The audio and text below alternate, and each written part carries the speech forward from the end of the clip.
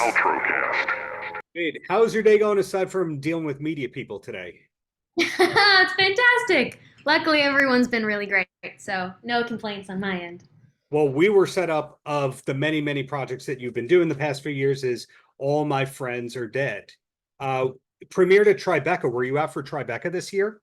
I was, yeah. Luckily, I was able to get over there and be able to celebrate with Marcus and the majority of the cast and see the film, on the big screen at Tribeca, which was incredible. It was such a good experience.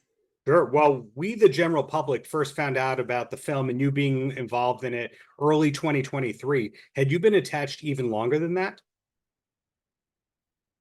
Yeah, actually, I had originally gotten a script, I think in 2021 or 2022.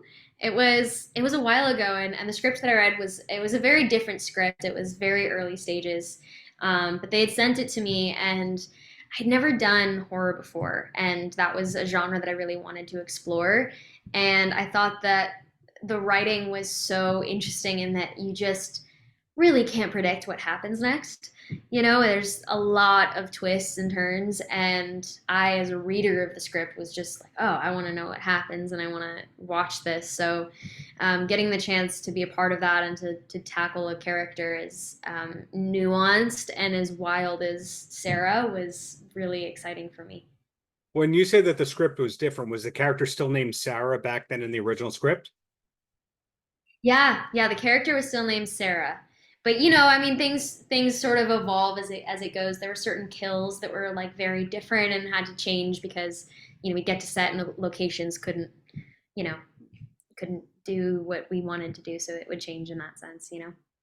With the original script, was it still Airbnb related back then in the original format? Yeah, yeah, it was still Airbnb formatted. The biggest difference that I can remember actually at this point was uh, in this Airbnb there was a pool, so there was like this huge death with a pool and electrocution and all kinds of crazy stuff. And then in the film, when we were shooting it, like we couldn't find a place with a pool or something like that. Which is how like there's like a scene with Mona and Sarah in a kiddie pool, and the death that was like in the pool changed to a different thing in the film and things like that, which is just sort of the nature of making an indie film. Yeah. The character of Sarah, is there a lot of Sarah and you or a lot of you and Sarah? Yes and no. I would like to think that I'm different from Sarah, just not to give anything away, but we definitely go about things very differently and we think about things very differently. But I think that there are a few things that we're similar on. But I think the thing that I get so excited about as an actor is being able to take on characters that are in completely different circumstances than something that I've experienced and react to it in a very different way than I would. And that was the thing that excited me most about Sarah, was she was the way that she thought was just completely different than me. And to dive into something like that as an actor was really quite interesting. Well, your career choices in the past few years have been very intriguing, very interesting. Because a lot of people first found out about you from the Nickelodeon stuff, and then we see you in the Righteous Gemstones to go, oh, okay, there's a lot of depth in all that. And this is your first horror film. Do you ultimately have a goal towards a specific kind of genre that you want to focus on for future projects? I mean, I really just try and chase good stories, whatever that might. I mean, there's some times where I'll pick up a script like All My Friends Are Dead, which is horror, and I get really excited about that, and it's something I haven't done, and I want to do that.